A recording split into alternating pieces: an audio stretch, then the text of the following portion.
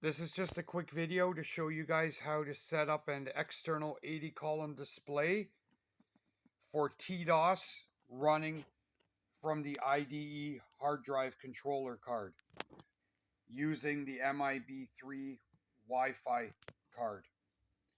So I have the DB25 cable connected to the serial port on my MIB card. I have that connected to a DB25 to DB9 extension cable.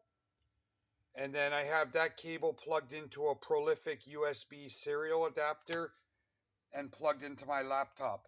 If you have an older laptop that has a serial port, you can skip the Prolific adapter and just plug your DB9 or DB25 directly into the laptop. But again, because I don't have a serial port, I'm using the Prolific USB serial adapter to convert the DB9 for my laptop. I'm going to run Les Bird's H19 emulator.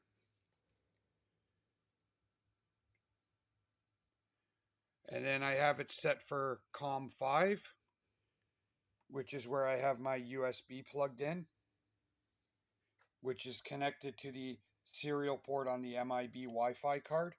And I'm going to run that at full speed at 19.2. And then I'll connect it, and we have no display. And why? Because we have to set up the TDOS to work with the 80 column. So I'm going to boot up my hard drive, and we're going to run the setup program for 80 column. So that's 80 ITD 45N. Then we're just going to follow the prompts to set it up.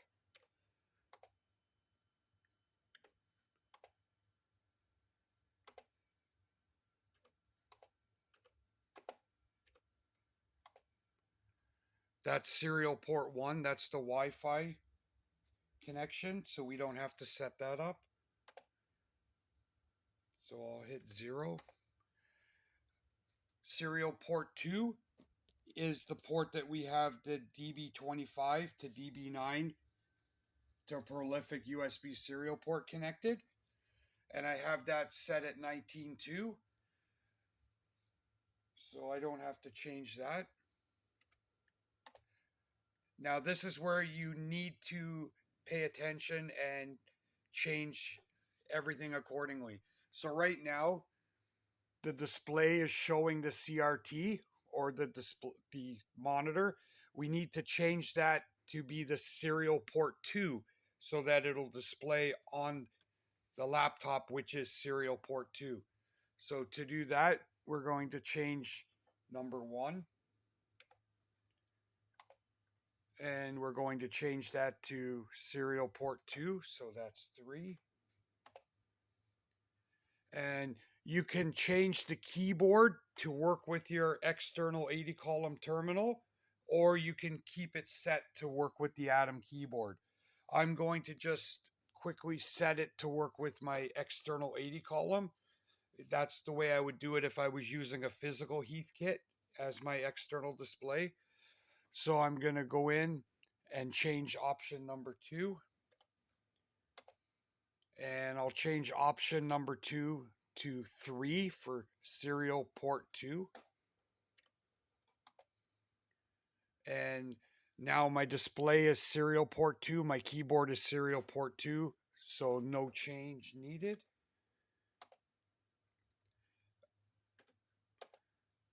Do you want to display the smart keys on your external 80 column? Of course we do. Inverse, yes. We don't have an Eve.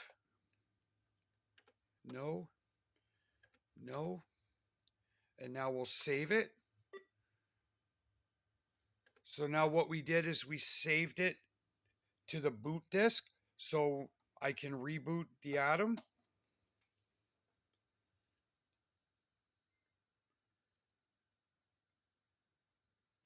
And I'm going to boot the IDE hard drive.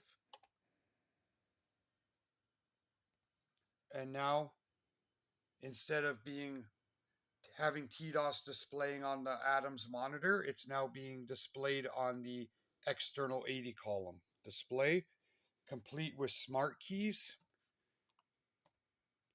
And we can do a directory.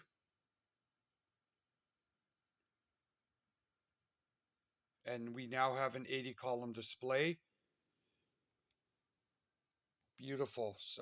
So again, to recap, I'm using the MIB Wi-Fi card to create the external 80 column display for the TDOS that I'm booting from my CF IDE hard drive controller card.